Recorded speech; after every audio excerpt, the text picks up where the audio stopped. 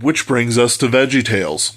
VeggieTales succeeded where others failed because it focused like a lightning rod on God's truths.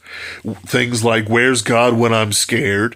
mixed the child experience of watching a scary movie and then being scared by it and having to remember that, God's still with you even when you're scared. Or things like Esther, having a direct, retelling of the story works very well with these ridiculous characters. And things like Silly Songs with Larry or Love Songs with Mr. Lunt really sort of cuts any fat that could be portrayed by it. Having the original sets being, I think they were like 10-minute shorts each, really did something for them that a lot of Christian stories just felt that they didn't really want to do. They didn't want to have, just sort of short, focused stories. They wanted to have these grand epics. I mean, Pilgrim's Progress isn't short, These stories isn't short. Chronicles of Narnia is 7 books long, but it doesn't quite work that way.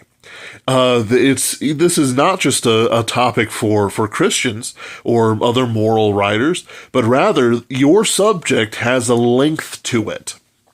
For example, petty vengeance is way shorter than proper vengeance, or lengthy vengeance, as I did with my other shorts. Go watch them. Or something like, obeying your parents for a moral lesson. Doesn't really have that long legs, just for that one subject by itself. Other subjects have to be brought in.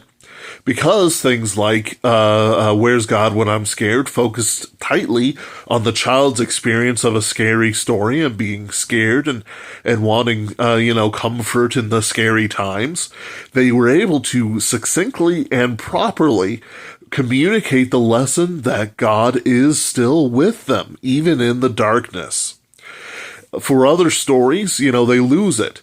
But for others, they actually do quite well. Superhero parodies are almost always poor, but Larry Boy and the Rumor Weed actually does very good work.